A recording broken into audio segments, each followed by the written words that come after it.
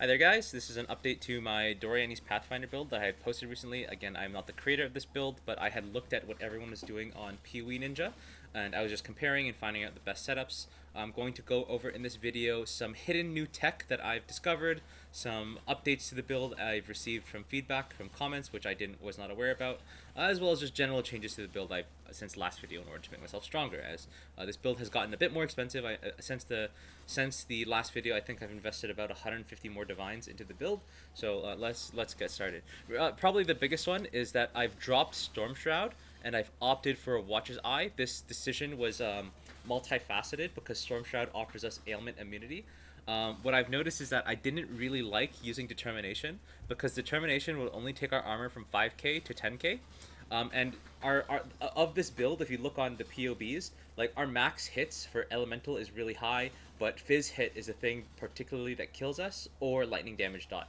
So I wanted to resolve those two issues, and to resolve the max fizz hit, and determination doesn't really, the 10k armor is not really helping us a lot. So I dropped determination, and instead I've opted for Arctic armor, which is 21% less physical damage taken while stationary, which is absolutely insane. And I've also combined this because Determination's a 50% mana reservation with Crab Barrier. Aspect level 30 Aspect of the Crab grants us 12% physical damage reduction, granting you don't get hit after 6 seconds, and we don't get hit often because we have Swollen with 90% block. So typically you can expect having 12% PDR from this, and then an additional essentially 21% PDR from Arctic armor. So that definitely beats out the 5k armor from Determination, and it lets us run reduced aura maps a lot more without losing the significant benefit, right, of Determination, which feels a lot nicer. You're tankier. Also, because we're not running Storm Shroud anymore, that means because Arctic Armor gives freeze immunity, Tempest Shield gives a shock immunity. We are effectively immune to those two ailments, so instead we don't need Storm Shroud. We still are susceptible to Brittle, Sap, and Scorch, but those are relatively uncommon. But instead, with this Watcher's Eye that I sniped in particular, I was able to get immune to Ignite while affected by Purity of Fire, so I'm effectively ailment immune to the common 3 elemental ailments, which I think is very important. That is not even the most important mod in the Watcher's Eye, though. I think the most important mod in the Watcher's Eye, and I think this is the most, like, the biggest tech that I think no one is doing on PoE Ninja, is 63% life recovery from flasks, all affected by Vitality. As I mentioned in last video, we do stack life recovery from flask tattoos, and Tides of Time also gives 120% life recovery from flasks. So 63% life recovery isn't actually all that much. I think for my tattoos, I'm getting like 106% right now, but 106% plus 120 plus 63, that's a good amount. But the killer thing about this specific Watcher's Eye is I was able to hit the 3 mod, which got me life recovery rate, which is a multiplier that goes on top of all the life recovery from flask stats, right? So I think most people on PoE Ninja are healing like 3.6k, maybe 4k life per second. I think if I check my POB, I think I'm probably healing closer to maybe 4.8k, even 5k if I can get the T1 saturated Divine Flask. But yeah, I'm basically, now that I've solved the fizz hit from with Crab Barrier and Arctic Armor, having a higher regen, that 50% higher regen than other players, basically lets me tank the Lightning Dot a lot longer than them. It also lets me tank the Bleed Dot, Chaos Dot, any other types of dot, whether it's Fire Ground, because we're not Fire Ground immune, a lot better, right? So I do feel significantly tankier than I was before, simply by virtue of the fact that we are just regenning an obscene amount compared to other players. Also, by dropping Storm Shroud, I was able to get rid of my shock avoidance jewels. By getting rid of shock avoidance on the suffix, you're now able to get more physical damage reduction on your jewels. So I have 2 PDR jewels here, which is 4%.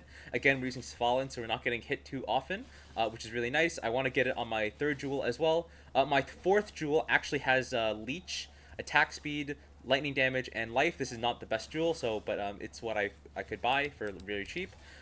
Basically, it allows me to go and upgrade my cluster jewels. And you'll notice here that I'm over capped in res, so if I wanted to, I could swap out some of these cold res tattoos I have somewhere randomly, right? Like, and this can get me more mark effect, which is more damage. If I get 5 of them, it's 4% more damage, or I could get even more life tattoos, which would mitigate the lightning dot. But anyways, so the big upgrades in this build since last video are I bought 2 cluster jewels. This one was 35 divines, which is pretty much perfect. It's T1 life, T1 cold, all high rolled, so very high damage, right? I think this keeps me saying like 33% minion damage and 11% cast speed, which is big. And I was also able to get another cluster jewel. This is not as good, but this is quite cheap, and I don't really need the fire res as much. Also, again, really high life, really high attack and cast speed. So again, another 13% minion damage, and another like 11% cast speed, which is big. I also got a +2 Wraith Lord. That's my bad. I should get. I didn't know it went to +2, so I was missing a gem level. Uh, since the long video, I'm using the Spirit of Fortune more often now because my minions die less. And I spent another 50 divines on Eyes of the Great Wolf because I wanted the 22% life, which increases my life pool to 5100 life. So I'm one of the tankiest Pathfinders on PoE Ninja, even though the EHP might not be accurate. I don't know why it says I have 97% spell suppress, or like I'm missing like 3% block. That PoE Ninja is incorrect. I'm fairly confident I have one of the tankier setups on PoE Ninja for Doryani Pathfinder. And Doryani Pathfinder, if you look at the EHP, is already quite high up there. So yeah, since then I've essentially gotten a lot more damage. I've upgraded all lightning damage to T1s on my Ghastlies. Better, like maybe 80% more minion damage, 20% more cast speed. I'm tankier. Yeah, this build is an insane all-arounder. Keep in mind, I still do die in T17s. Again, you've seen the mods that I roll. I don't really roll the best mods, and I'm not really too concerned with leveling.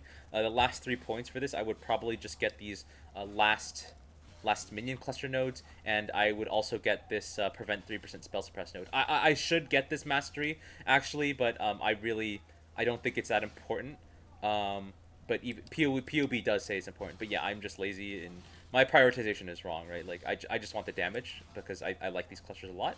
But yeah, that's pretty much the update regarding this build. Regarding where I take it next, I'm not certain. Like I think this build is pretty much fleshed out. Like the only thing else I would do is maybe like refract a bone ring and get like 80% minion damage. Maybe like 60% minion life, 20% cast speed. And then maybe get them res and then put the aspect of the crab on my boots. But that's a very expensive craft. I think that probably cost me at least 80 divines. I'm not really hurting for currency. Yeah, like I'm not really hurting for currency, but I don't know if I really want to invest more into this build because I just don't see the significant benefit. And crafting those rings is a bit annoying. So that's really in regards to the update. Hope you guys enjoyed the video, and let me know if you have any questions.